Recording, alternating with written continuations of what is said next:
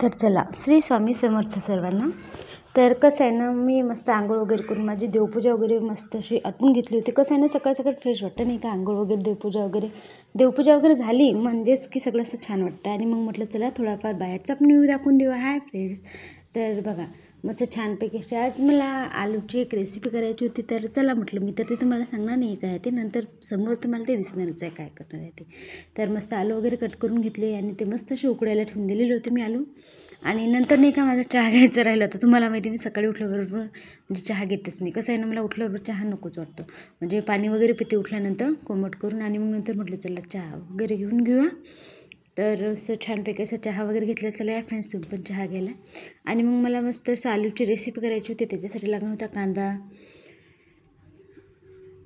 आणि आलू लसूण कांदा लागणार होता. तर मस्त कांदा वगैरे कापून घेतला. आलूचे मस्त टरफल असे मस्त थंडे करून म्हणजे असे काढून घेतलेली होती मी आलूची. आणि नंतर सकाळची चहाची वगैरे भांडी राहिलेली होती. मग म्हटलं चला ती पण हातवात घासून घेऊया नाही का. मस्तच छानपैकी भांडी वगैरे घासून घेतलेली होती.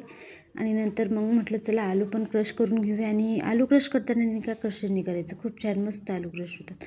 आणि मग आलू वगैरे क्रश करून घेतली, आलूची चटणी वगैरे बनवून घेतली.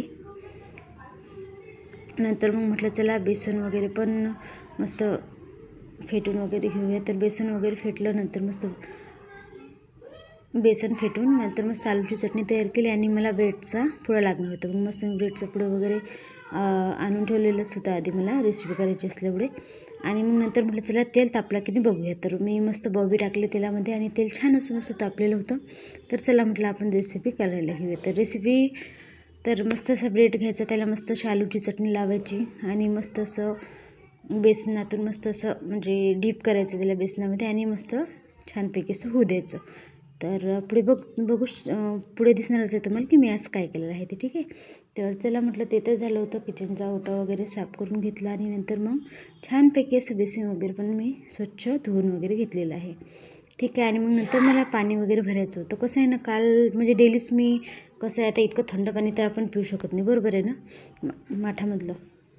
त्याच्यामुळे मग म्हटलं चला छानपैकी मस्त असं पाणी वगैरे भरून घेऊया. आणि मग मस्त असं पसारा जो पडलेला होता तो आवरून घेतलेला होता मी. मग मस्त झाडून वगैरे काढलं आणि म्हटलं चला घर वगैरे सगळं स्वच्छ झाडून वगैरे काढूया.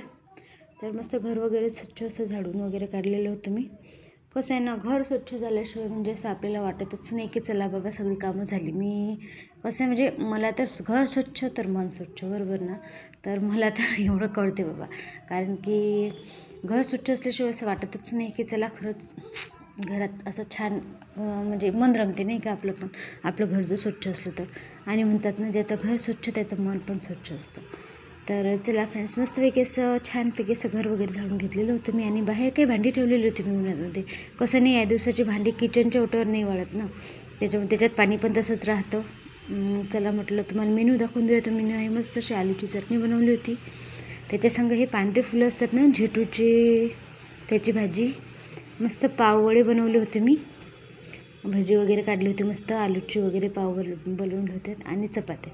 तर चला भेटूया नेक्स्ट व्हिडिओमध्ये फ्रेंड्स, बाय. या जेवायला.